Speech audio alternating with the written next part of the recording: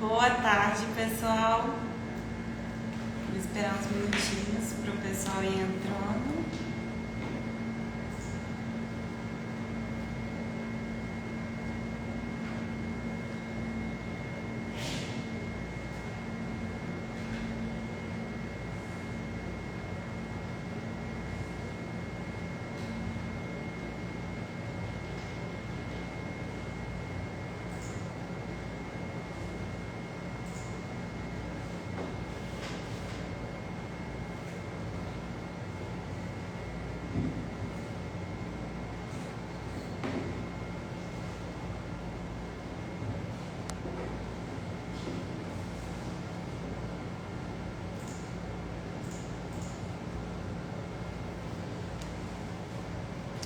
Boa tarde, pessoal, tudo bem?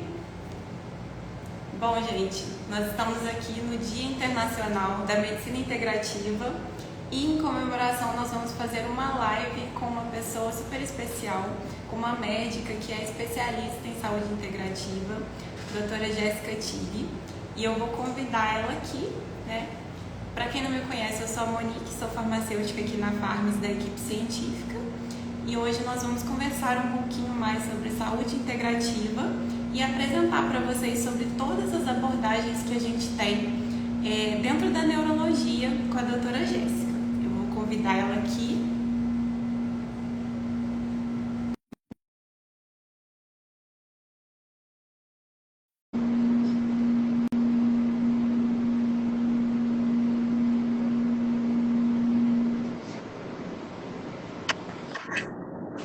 Boa tarde. Boa tarde. Tudo ótimo. Estava conversando aqui com o pessoal que hoje é o Dia Internacional da Medicina Integrativa, né? E aí a gente convidou você, que é uma parceira nossa, uma amiga super especial aí, para compartilhar um pouco sobre sua história, né? Dentro da medicina integrativa. Bom, Jéssica, pode se apresentar, falar um pouco de você? Obrigada pelo convite, né? É um prazer estar aqui. Meu áudio tá bom? Tá ótimo, tá sim. Tá. Bom, eu sou a doutora Jéssica, sou médica neurologista. Atualmente eu sou médica, né? Atuo aqui em Juiz de Fora presencialmente no Instituto Líbano, que é uma clínica onde eu, Micael, meu marido, trabalhamos, né? Com uma medicina personalizada. Eu também sou coordenadora da primeira pós-graduação de Neurologia ampliada pela Visão Integrativa aqui do Brasil, pela Plenitude Educação. Também fundei um curso de formação em doença de Alzheimer para o tratamento integrativo dessa entidade. Sou professora da especialização em fitoterapia e plantas medicinais da Faculdade de Medicina da USP. E também sou professora do curso, né, de Medicina Funcional Integrativa da Academia Brasileira de Medicina Funcional Integrativa. Falei tudo. Ótimo, então todos os atuantes aí na medicina integrativa estão super bem representados hoje com essa live aqui. E aproveitando, né, a gente quis fazer essa live porque a Farms levanta muito essa bandeira da medicina integrativa, né, que é o cuidado como um todo do indivíduo, né, um cuidado holístico, visando não só a cura de uma doença, mas é um estado de bem-estar, né, um estado de cuidado diário, onde o próprio paciente ele é protagonista ali na sua saúde, né? Então ele participa muito. Você conta com a participação do paciente para ter esse cuidado integrativo, né? Então a gente levanta muito essa bandeira justamente por conta do nosso trabalho, dos nossos produtos com os nutracêuticos, né? Que são essenciais ali no cuidado diário para complementar uma alimentação, para agregar mais longevidade para o paciente de uma forma geral. E aí, dentro desse contexto, a gente tem a medicina integrativa, claro, e aí eu queria conversar com você, porque temos a neurologia, que é um ramo da medicina que é muito complexo, né? A maioria das pessoas vem com um campo bem complexo de estudos, né? A gente está falando do cérebro humano. E aí, nesse sentido, me conta um pouquinho sobre o que é a neurologia integrativa, até mesmo para o pessoal entender, porque muitas das vezes a gente busca um estilo de vida saudável, bem-estar, longevidade, só que não sabe que o termo medicina integrativa e saúde integrativa está associado a exatamente o que todo mundo tem como objetivo, né? Então, fala para mim, doutora, o que é a neurologia integrativa? Sim.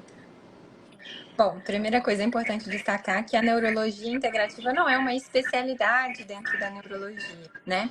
Essa abordagem, através de práticas mais funcionais e integrativas, são um derivado, né? Um tipo de predicado que a gente acaba adicionando àquelas pessoas que têm uma prática médica, no caso, uma prática médica neurológica, ampliada por esse conhecimento que a gente já tem respaldo científico, respaldo judicial, e já são reconhecidas como práticas integrativas e complementares aqui no Brasil. Então, a gente já tem uma política nacional de práticas integrativas e complementares que já está em vigência desde o ano de 2018, muito bem implementada, e reconhece como, por exemplo, práticas complementares à saúde, fitoterapia, homeopatia, acupuntura, medicina antroposófica, apterapia, constelação familiar, geoterapia, terapias naturais, né? São 28 práticas que são complementadas, né? Que são... tá dando eco aí.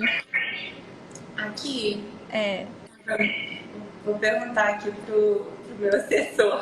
Tá dando eco, não? Tem alguém ouvindo a live aí perto de você? É isso, tá dando muito ruído aqui pra mim. Tá dando ruído pra ela.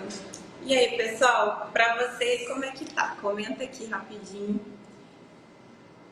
Então, essas práticas, eu acho que vai ter que sair de perto quem tá perto com o som, então colocar fone, porque aí dá ruído. Eu falo, dá delay e volta tudo pra mim. Sai um pouquinho da live e aí depois você... É só ficar em outro ambiente ou então colocar fone, que aí resolve. Ele colocou. Você consegue me ouvir melhor agora? É a minha voz que dá eco. Aí, ó, tá dando ainda. É só quando eu falo que dá problema. A sua tá tranquilo, mas quando eu falo, como vocês escutam que eu tô falando um pouco depois, aí tá dando eco. Entendi. Ele acabou saindo aqui, pode ser o ambiente até. Não, é só se estiver no mesmo lugar escutando o mesmo som. Ele acabou de sair da live. Vamos ver. Vamos ver como é que vai ficar. Bom, e aí a gente tem essas práticas já reconhecidas. E o que eu fiz? Eu comecei o meu trabalho com as práticas integrativas muito cedo. Comecei o meu trabalho lá no 4º período da faculdade, quando eu tive um problema de saúde que não foi tratado através da visão convencional. Eu fui em vários professores, vários médicos da faculdade, e eu estava com uma questão digestiva muito séria. Fui diagnosticada com síndrome do intestino irritável. Foi prescrito vários tipos de medicamentos para mim, inclusive antidepressivo, ansiolítico, que a gente sabe que entra, né, dentro do rol de tratamento para síndrome do intestino irritável. Mas isso não resolveu o meu problema. Eu fui realmente ser tratada quando eu fui tratar com quem hoje é meu sogro, né, que é o Dr. Antônio Marques, com a medicina antroposófica. E aí, quando eu fiz essa consulta, eu falei, bom, tem alguma coisa estranha, porque eu estou aprendendo tudo na faculdade, mas eu estou aprendendo muitas coisas que não foram suficientes para tratar meu caso. Então, eu preciso estudar coisas fora da faculdade, porque vão chegar até mim pacientes e também vão ter coisas que eu não vou conseguir resolver, né, com o que eu estou aprendendo na graduação. Ainda está dando eco, o Monique, o pessoal tá falando aí. A gente está tentando solucionar aqui. Eu vou colocar o meu fone, mas eu acho que o problema é aí. Deixa eu ver. Tá bom. Você acha melhor eu pôr o fone? E aí, gente? Você tá com uma... Vê se agora melhorou o áudio. Sai da live. Saiu? Não? E agora, vocês me escutam? Consigo te ouvir. Acho que melhorou, né? Tá melhor? Ainda tá dando eco. Não, mas ainda tá dando eco. Ainda volta tudo pra mim. O ambiente aqui tá bem uma sala de reunião, aí acaba sendo mais fechadinho. Entendi. Tem alguém aí escutando a live junto com você? Não, já saiu. Não tem. Ah, então Não é o eco tem. da sala mesmo. Ah, eu acho que é. Tem fone aí pra você colocar, Monique? Porque talvez se você colocar fone vai diminuir. Ou abaixar o volume do celular. Você já baixou Vê aqui? se abaixar Já o baixei. volume vai ajudar. Você consegue me escutar? Problemas técnicos. Isso É, já melhorou. acontece. Só acontece quando a gente faz. Melhorou? Vamos ver. Ainda tá dando um pouquinho, ó, quando eu falo. Ainda tá um pouquinho. Mas já melhorou bastante. Vou te dar um fone. Melhorou Agora melhorou bastante. bastante. Que tava muito alto, tava dando muito eco. Aham. Não, eu acho que melhorou. Bom, Vou pegar o fone. aí com fone vai ficar ótimo, vai resolver.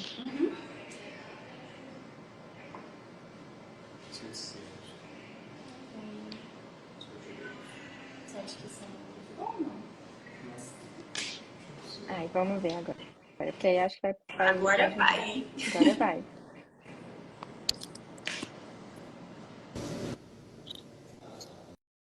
Prontinho, consegue me ouvir? Consigo, tá ótimo.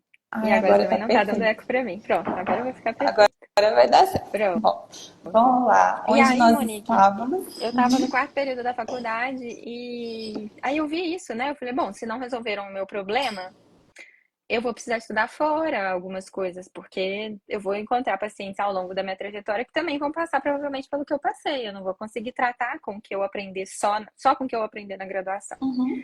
E aí comecei a fazer o curso de medicina antroposófica e é como eu falo, né? Você faz um curso de prática integrativa, aí o olhar vai puxando para outras coisas. Aí faz um curso de fitoterapia, aí depois entra na parte de suplementação, aí começa a estudar, e aí, no final das contas, acabei entrando, né, na neurologia, fiz a residência com toda essa visão clássica, mas já dentro da residência eu já tinha uma bagagem, né, de fitoterapia, eu já tinha uma bagagem de medicina antroposófica, eu já tinha algumas coisas de conhecimento de homeopatia, algumas coisas da parte de nutrologia, que apesar de não ter feito pós, o Mikael fazia pós de nutrologia, então a gente discutia muita coisa, né, de caso clínico, de aprendizado, ele já atendia, ele se formou bem na minha frente, então foi abrindo-se um horizonte.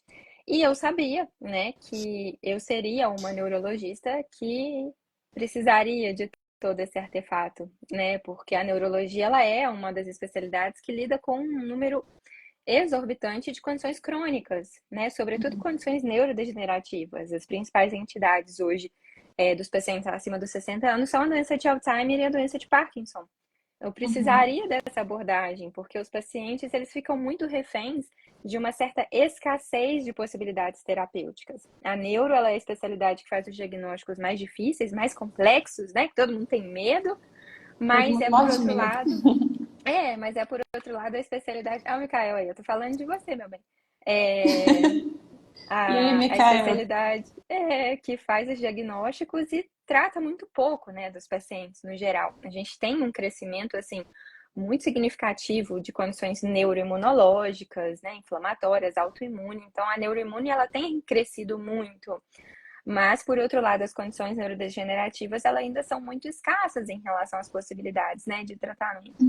E quando a gente entra nesse universo integrativo, você acaba percebendo que já existe um olhar integrativo dentro das publicações relacionadas à qualidade de vida, dieta, alimentação específica, atividade física, suplementação. Já tem muita coisa publicada nesse sentido, por exemplo, para a doença de Alzheimer, para a doença de Parkinson. Só que existe também um desconhecimento muito grande, uma falta de habilidade para poder lidar com esses recursos. Mas a gente já tem evidência de que ômega 3 é antioxidante e é neuroprotetor, que vitamina B12 é antioxidante e é neuroprotetora, que Bacopa monnieri é uma planta que é antioxidante, que é neuroprotetora, que funciona como anticolinesterásico. A gente tem esse conhecimento disponível para todo mundo. Só que por falta de habilidade em relação a esses temas, muitos profissionais ainda optam por repetir que não tem evidência e que isso não vai trazer efeito. E uma coisa muito importante que a gente tem que fazer, que eu falo muito com os alunos, né, na pós-graduação, é ter racionalidade, ter cuidado em relação a esses pacientes e alinhar expectativas. Então, um paciente que chega no consultório, que ele já tem um diagnóstico de Alzheimer ou de uma outra condição, por exemplo, relacionada a uma demência, eu preciso falar com essa família que a gente vai juntar ferramentas para que esse cérebro tenha uma menor velocidade de perda de neurônios ao longo do tratamento, mas que o quadro vai continuar evoluindo, talvez numa velocidade muito menor. Tem pacientes que às vezes ficam com o quadro estável por 1 ano, 2 anos, 2 anos e meio, e depois o quadro vai voltar a evoluir. O foco do tratamento é qualidade de vida. É que o paciente mantenha o que ele tem de autonomia. Então, se o paciente consegue comer sozinho, que a gente mantenha essa autonomia para comer pelo máximo de tempo possível. Se esse paciente dá conta de escovar os dentes sozinho, que a gente mantenha essa autonomia pelo máximo de tempo possível, com um tratamento mais fisiológico possível, evitando utilizar certas classes medicamentosas que podem piorar o prognóstico do paciente no curto, médio e longo prazo, como, por exemplo, substituindo os antiepilépticos, substituindo os benzodiazepínicos, substituindo os antipsicóticos, que são medicações que podem, né, piorar o curso, principalmente da parte cognitiva, neurodegenerativa, num curto, médio e longo prazo para esses indivíduos. Então, estratégias para isso, muitas vezes a gente tem. Às vezes a gente não vai conseguir tirar a medicação como um todo, mas a gente consegue reduzir a dosagem da medicação e com isso o paciente já fica menos apático, ele interage mais, ele conversa melhor, ele presta mais atenção ao meio, ele consegue ter, né, mais um pouco de autonomia, por exemplo, ele melhora o humor. São esses os princípios que regem qualquer prática integrativa. Integração não é que eu vou tirar uma coisa e colocar outra no lugar. É a gente juntar tudo que a gente tem de conhecimento científico e ter como objetivo majoritário melhorar a qualidade de vida desse indivíduo, tendo como base um tratamento mais fisiológico. Então, não é ser contra a Com medicação. certeza. Eu vou usar a medicação alopática, eu vou usar o que a gente tem de princípios, né, regentes em relação ao tratamento desses indivíduos. Porém, eu vou sempre observar com mais critério o que mais eu posso oferecer para esse indivíduo para que ele tenha mais qualidade ao longo de todo esse processo de tratamento. Exatamente, eu acho que esse é o ponto-chave, né? Porque a partir do momento que a gente cria um rótulo, né? Medicina integrativa, saúde integrativa, isso acaba afastando um pouco das pessoas que não entendem o tema de forma mais profunda, né? É saber que você tem que cuidar do paciente em todas as esferas, desde o intestino até o cérebro, porque está completamente ligado um com o outro. Né? Claro. Então, é exatamente melhorar a qualidade de vida do paciente, principalmente daquele paciente que está ali muitas das vezes dependente da medicação, né? É você equilibrar os efeitos adversos com a medicação, tentar reduzir, porque a gente quer, no final das contas, buscar saúde, né? Uma melhora do quadro, quer que a pessoa tenha longevidade, mas com qualidade de vida. Então, eu acho que esse é o ponto-chave, exatamente isso que você me falou. Ainda tem realmente esse preconceito, porque muitas das vezes o profissional ele ainda não viu nas entrelinhas que todos os artigos eles ressaltam a importância dos bons hábitos de vida, né? Um bom sono, todo o cuidado que aquele paciente precisa ter, né? Você consegue me ouvir bem, Jéssica? Tá dando eco? Não? Tranquilo? Eu acho que ficou mudo agora. Não sei se você desligou o microfone, não?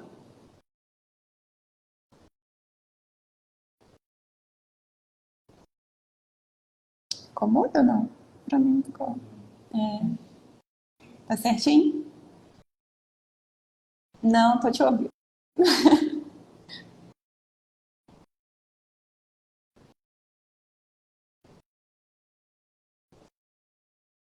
Ainda não tô te ouvindo.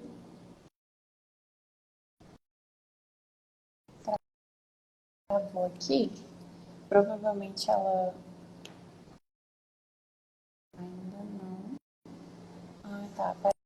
Parece que tá dando microfonia na minha voz.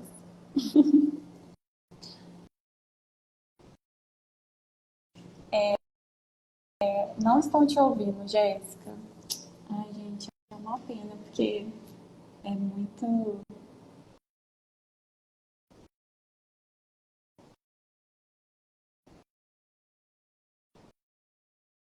Ainda não. Jéssica, tenta sair e voltar. Você consegue? Ainda não tem muita experiência com live, tá, gente? Mas a gente tenta lidar aí com alguns probleminhas na tecnologia. Mas fiquem aí, que a gente vai continuar falando sobre esse tema.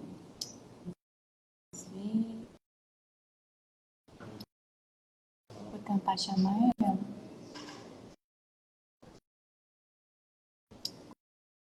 Convidei ela aqui. Aí voltou. Ainda não tá te ouvindo. Não consigo te ouvir. Não. Tenta tirar o microfone, o fone. Não tô te ouvindo. Você acha que eu tiro o fone aqui?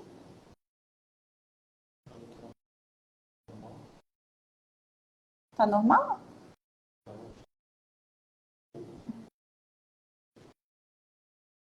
Ela saiu. Acho que ela vai pedir pra entrar agora.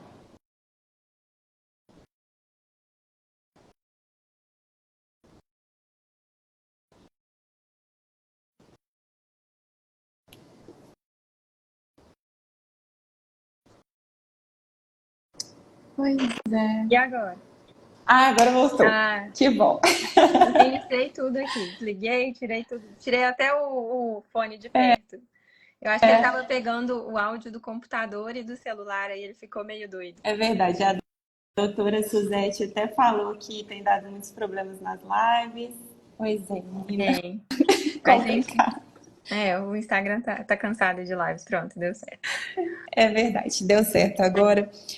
Bom, e aí, aproveitando, né, que a gente está falando de todas essas abordagens na saúde integrativa, vamos lá. Tá me ouvindo direitinho? Tô sim, Tá? tô sim. Uhum. Ah, tá. Tava dando um eco aqui, mas agora já melhorou.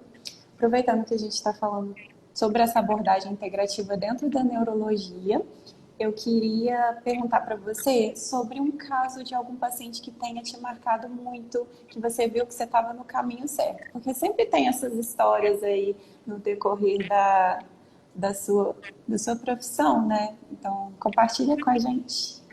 Bom, não precisa nem muito longe, né? O caso que mais me marcou, com toda certeza, é o caso da minha avó, principalmente nessa questão cognitiva, que fez eu desenvolver muitos recursos, né, nessa questão de busca por melhoria dos sintomas relacionados à memória, cicatrização de pele, infecção urinária de repetição. Então, a minha avó, ela tinha uma demência mista, era uma doença de Alzheimer junto com uma demência vascular, né? Quando ela teve um AVC, isso funcionou como um gatilho para que os sintomas cognitivos acelerassem, né, de forma muito rápida.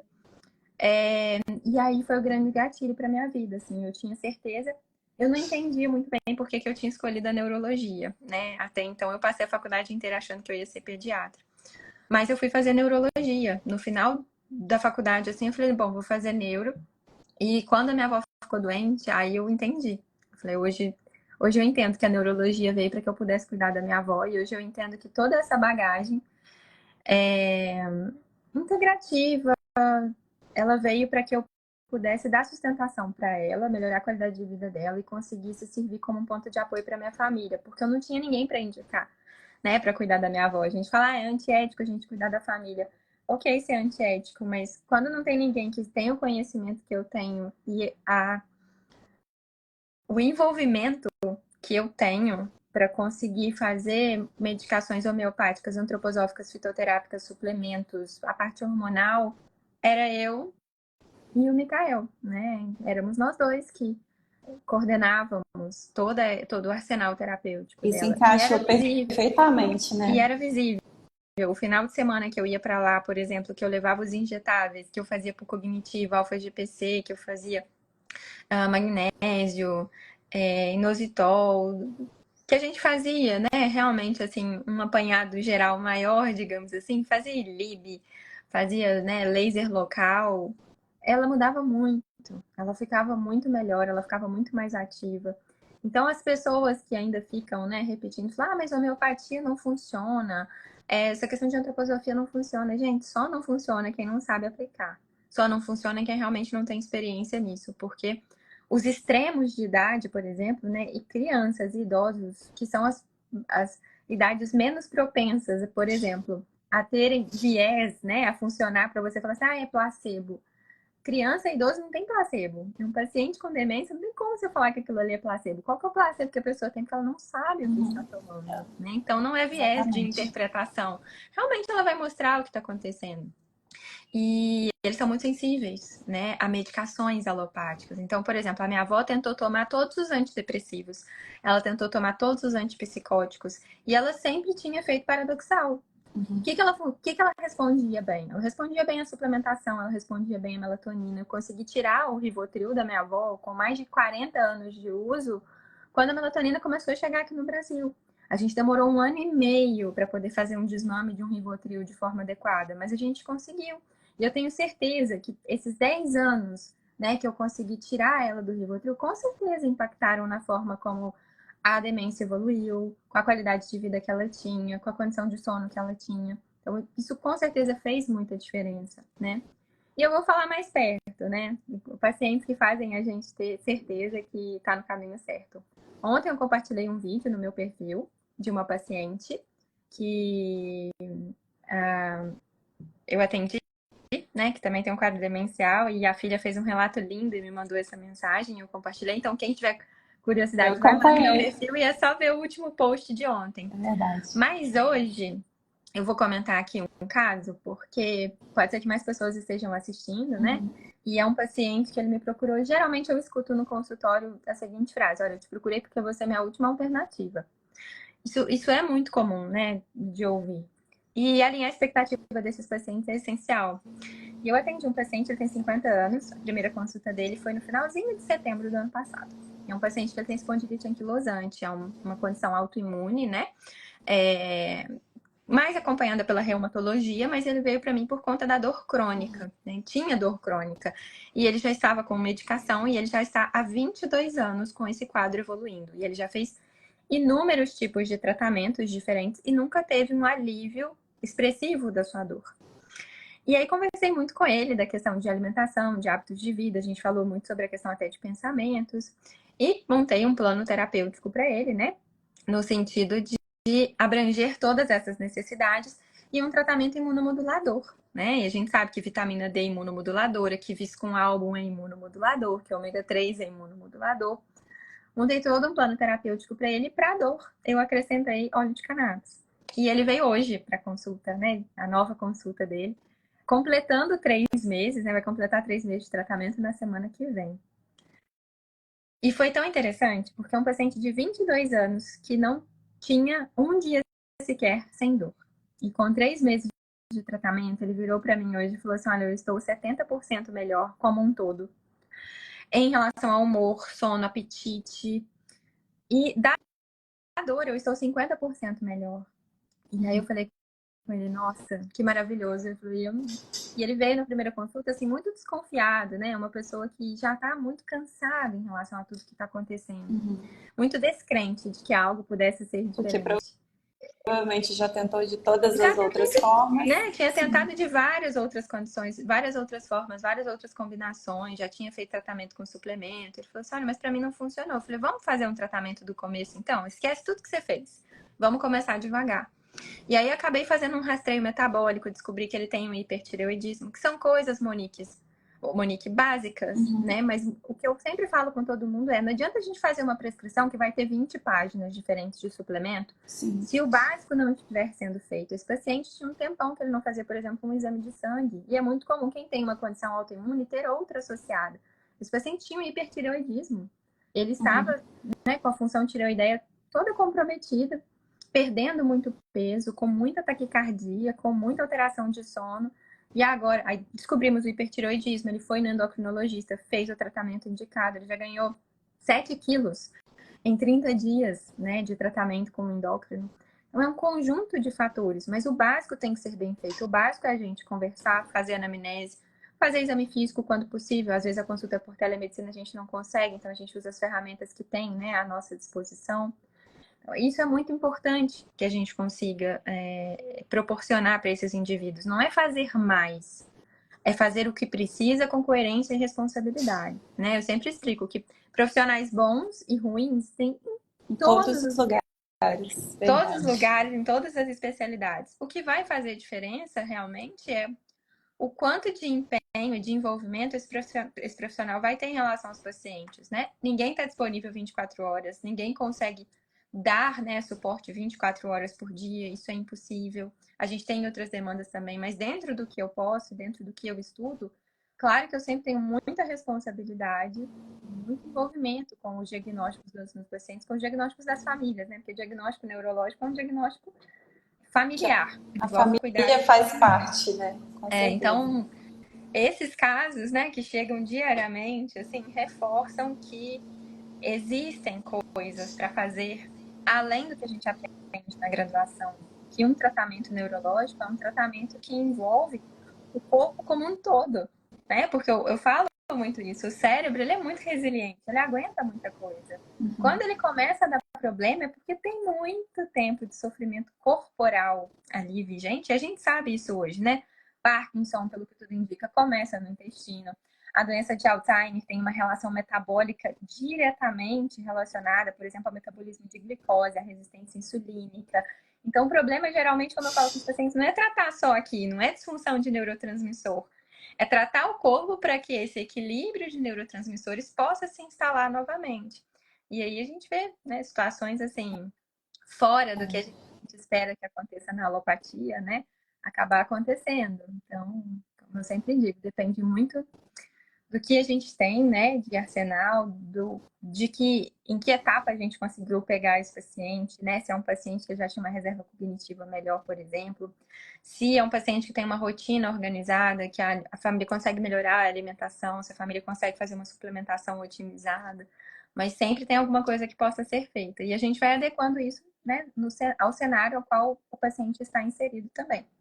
É verdade. Bom, normalmente o paciente ele começa a dar os sinais, né, de que a saúde não vai bem muito tempo antes. E quando você trata o cérebro desse paciente, a parte cognitiva, ou uma queixa que ele tenha, seja uma dor, né, que ele não consegue o tratamento, você precisa olhar o paciente como um todo, identificar ali no diagnóstico de uma forma bem precisa. Então, é um olhar com muita responsabilidade.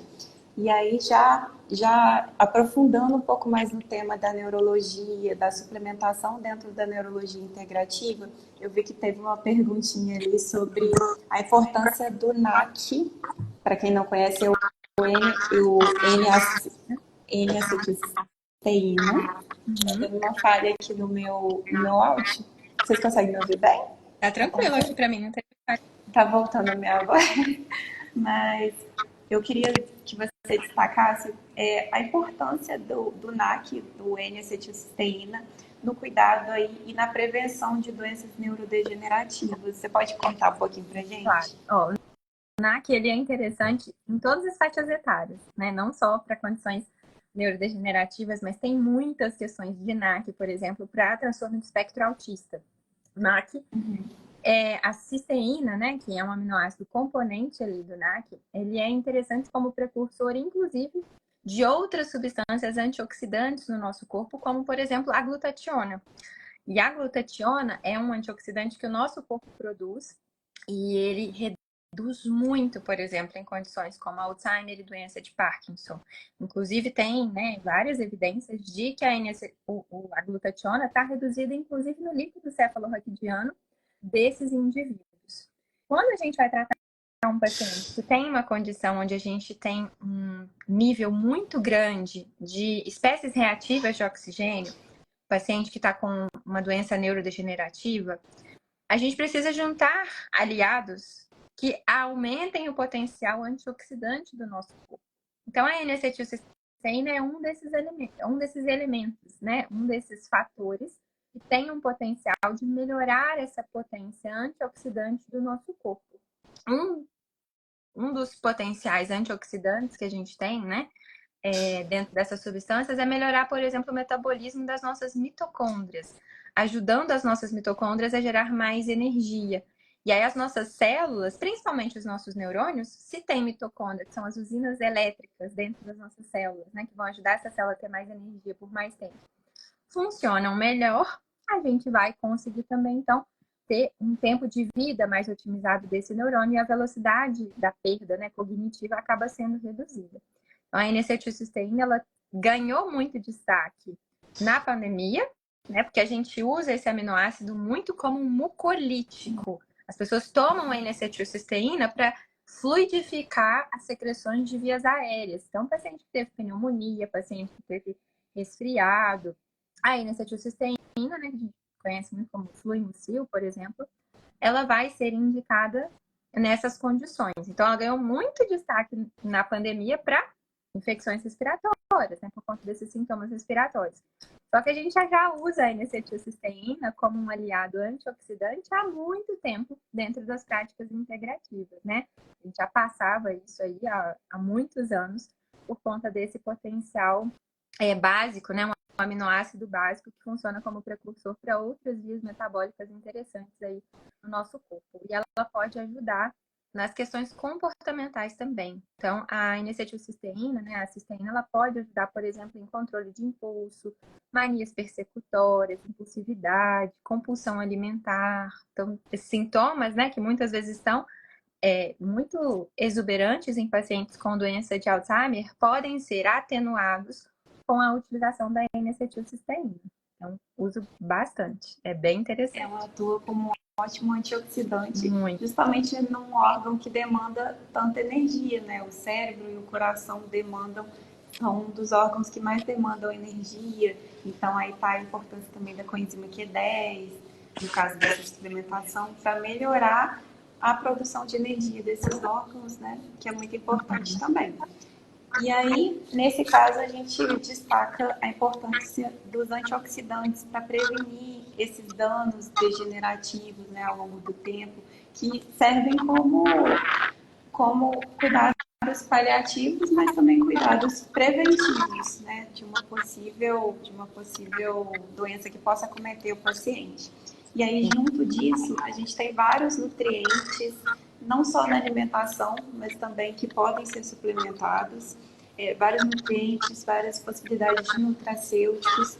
Mas quais nutrientes, Jéssica, que você considera aí essencial e que os nossos espectadores, por exemplo, podem focar, né, ali no dia a dia, podem buscar uma alimentação rica nesses nutrientes ou podem buscar uma suplementação? Quais são os mais importantes que você considera? Eu sempre acabei desenvolvendo isso, né, com os meus alunos. Existem 5 elementos essenciais que qualquer paciente com qualquer condição neurológica precisa avaliar. Seja uma mulher com uma dormência na mão, por exemplo, jovem, seja um idoso com um quadro cognitivo. Esses 5 elementos são, o primeiro de todos, a vitamina B12. Ela é essencial para o funcionamento dos nossos neurônios, para equilíbrio de neurotransmissores. Então, todo mundo precisa avaliar os níveis adequados e ideais de vitamina B12. Não é avaliar referência de laboratório, isso é diferente. Segundo, o companheiro da B12, né? Assim, de forma bem simples, tá, gente? Sem dar aqui uma aula de bioquímica. Se a gente for avaliar a rota metabólica do que eu vou falar, claro que eu vou poder colocar muitas outras coisas, mas pensando no atendimento de um paciente em qualquer cenário, um paciente que eu atendi, né, num posto de saúde ou paciente que eu atendi no consultório, né? Então, esses 5 elementos são elementos simples, básicos, extremamente eficientes e fazem muita diferença. Então, anda junto com a B12 e a B9, né, que é o folato. A gente gosta muito de fazer o metilfolato, que já é uma formativa desse elemento. O magnésio, a gente tem uma falta, né, significativa de magnésio. O magnésio é base para muitas reações bioquímicas do nosso corpo. Ele funciona como relaxante muscular, estabilizador de membrana. O magnésio é básico e é essencial. A vitamina D, que também não é uma vitamina, né, é um hormônio. Então, a gente tem receptor de vitamina D espalhado pelo nosso corpo inteiro.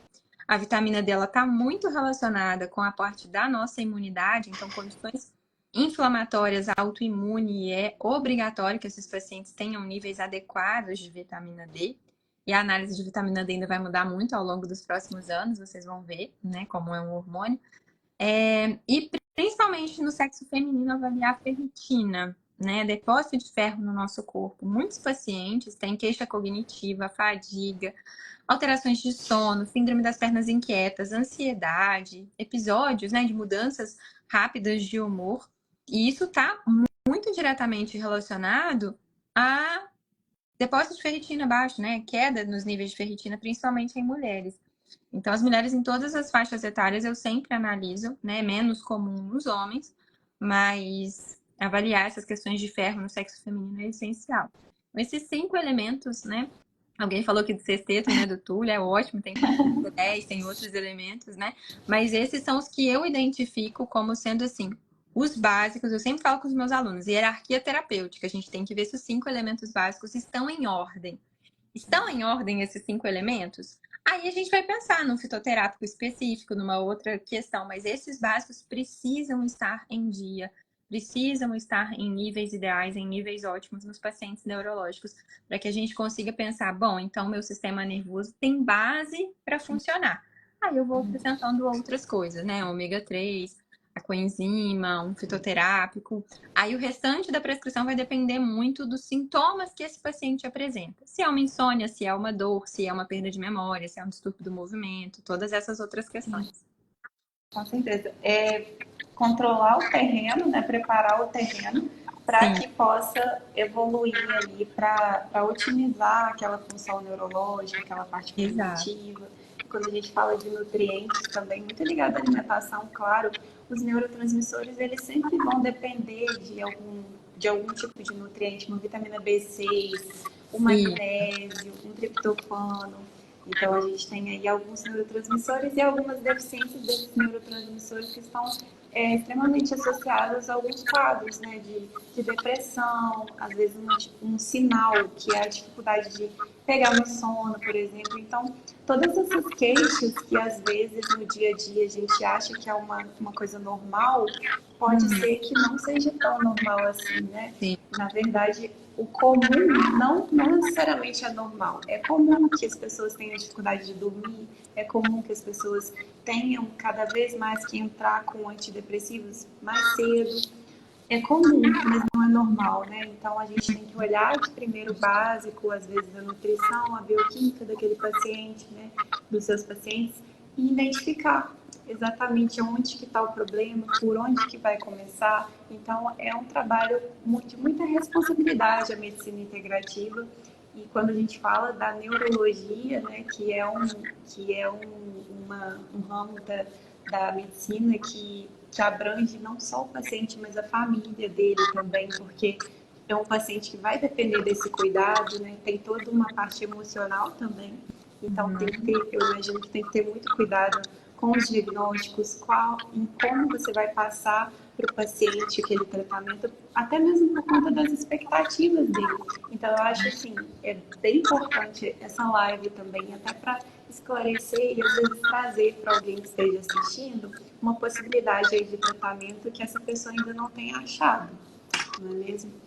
E aí, vamos falar aqui também, queria perguntar para você, né, já que é parte da sua rotina, do seu dia a dia, o que você espera do futuro da medicina integrativa? O que você enxerga aí para o futuro? O que você tem visto com seus amigos que às vezes estão no ramo da cardiologia integrativa, na psiquiatria? O que você enxerga para o futuro na medicina integrativa?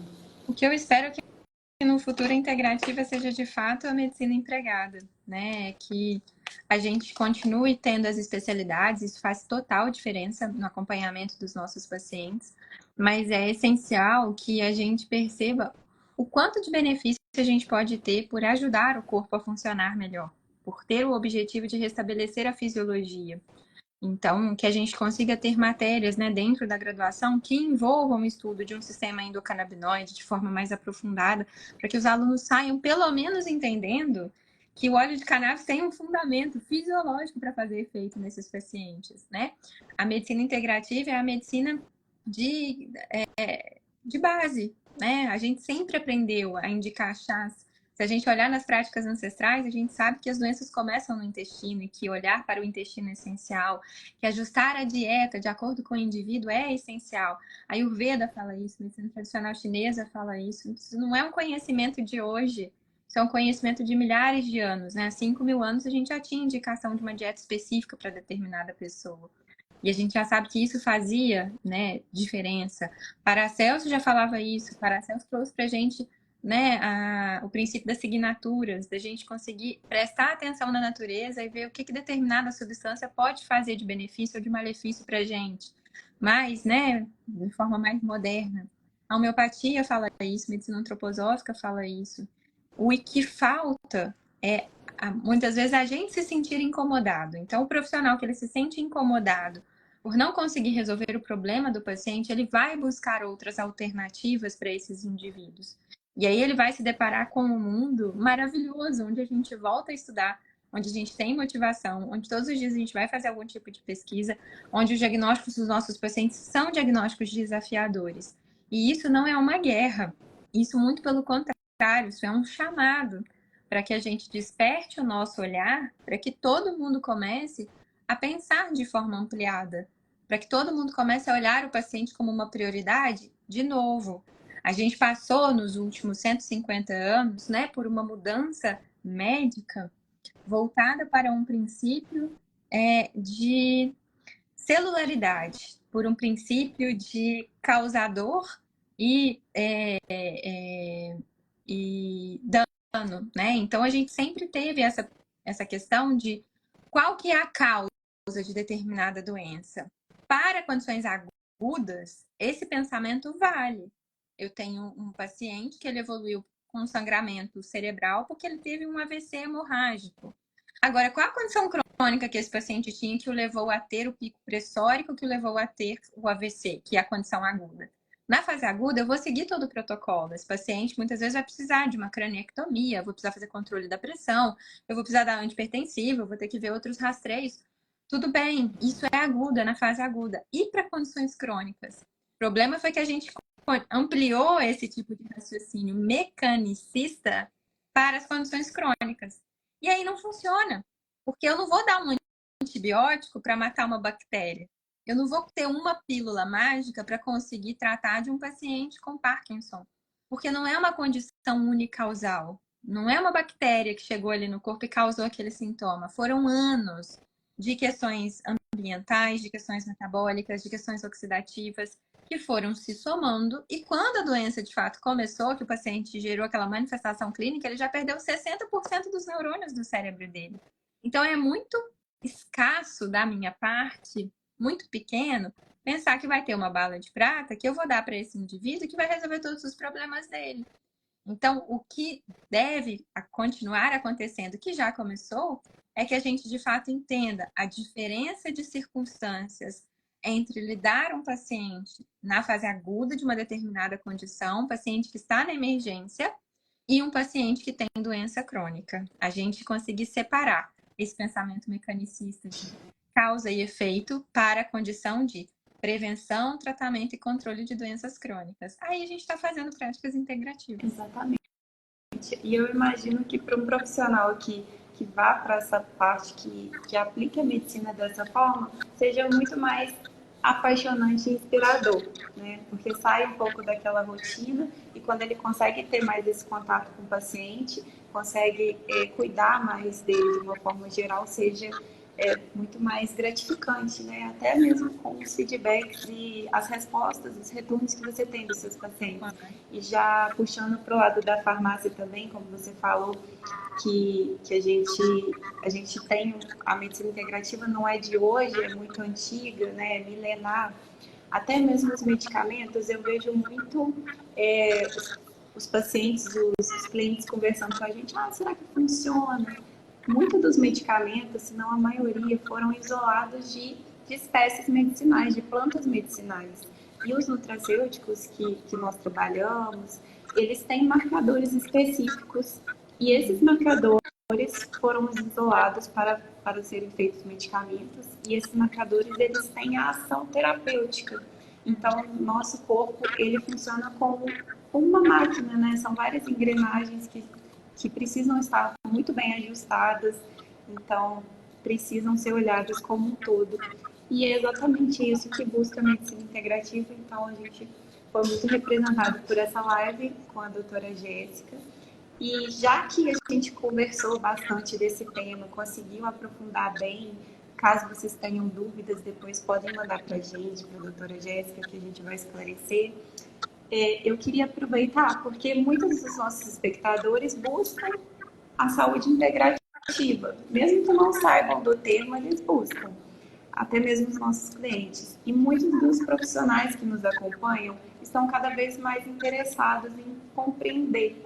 E a doutora Jéssica, ela é médica, ela tem os pacientes dela, mas ela também é professora. E ela, como ela falou no início da live, ela dá aula na primeira pós-graduação da neurologia com abordagem integrativa. Então, eu queria que você falasse um pouco sobre essa formação, sobre essas aulas, né? Explicasse para a gente, para os profissionais que tenham interesse.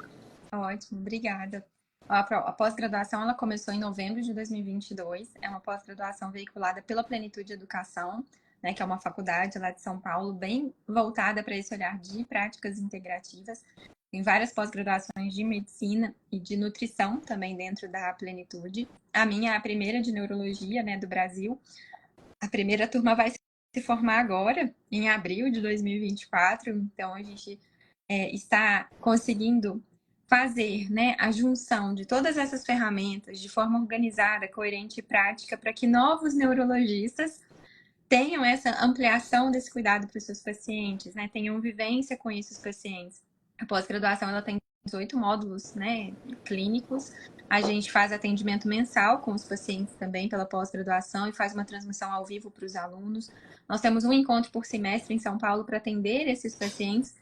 E eu já vou aproveitar para falar que a gente vai fazer agora, em abril, dia 27, o primeiro Congresso Brasileiro de Neurologia Integrativa, que também vai ser em São Paulo, lá na sede da Plenitude Educação. É um congresso para profissionais da saúde que atendam pacientes portadores de condições neurológicas, né? A gente vai ter palestras sobre neuroinflamação, sobre o eixo intestino-cérebro, sobre doença de Alzheimer, sobre doença de Parkinson, sobre ansiedade, depressão, sobre síndrome da fadiga crônica, biohacking, cannabis medicinal. Vai ser um evento realmente disruptivo dentro dessa abordagem da neurologia, mostrando o que a gente tem de mais concreto dentro das evidências científicas com profissionais que atendem pacientes, né? Que não são apenas profissionais da parte científica, são profissionais da neurociência que atendem pacientes que têm vivência educacional, vivência nesse ambiente acadêmico, mas que também atendem, né? Então, sabem das respostas desses indivíduos, que faz total diferença, né? Quem tem experiência prática tem outro tipo de olhar para esses indivíduos. Então, para mais informações sobre a pós-graduação, eu vou colocar, tem que atualizar lá no meu perfil, né? O link da pós-graduação. E também quem, né, quiser fazer uma coisa assim, mais voltada para os pacientes com doença de Alzheimer, tem a minha formação integrativa também em doença de Alzheimer. Então, hoje a gente tem esses dois braços aí, né, de cursos que eu coordeno. A pós-graduação de neurologia é incrível, né? Nossa, muito conteúdo, muitas aulas. Imagina! Maravilhosa, assim, foi realmente incrível. E a formação é uma questão mais enxuta, né, mais específica para a doença de Alzheimer em si. E a gente faz 12, 14, entre 12 e 14 encontros, né, dependendo da demanda dos alunos. E a gente está na primeira turma agora. Então, obrigada. Nada. E é uma forma de aprofundar e se especializar, principalmente no caso da formação em Alzheimer, né? Eu vejo como uma forma de atender mais pacientes, mesmo que às vezes você não consiga com o tempo, porque o tempo, ele, infelizmente, ele é escasso, mas às vezes divulgando mais, tornando mais público, né, mais abrangente, mais profissionais vão conseguir tratar cada vez mais pessoas. Verdade, Isso é muito tem mais segurança, né, para esse atendimento que realmente é desafiador. Então, quanto mais a gente aprende, maior segurança a gente sente e aí melhores são os frutos que a gente colhe também. Exatamente. Jéssica, muito obrigada. Foi um prazer conversar com você. Nada. Prazer foi todo meu, Monique. Obrigada a todos aí da FAR, né? Grande abraço para vocês. Grande abraço. Tchau, tchau. Bom, e é isso, pessoal. Gostaram da live? Vou sair aqui. Pode sair? Bom, um abraço e qualquer coisa que vocês precisarem, nossa equipe de suporte e time de comercial está à disposição aqui para tirar dúvidas, responder orçamentos. Contem com a gente também. Assim.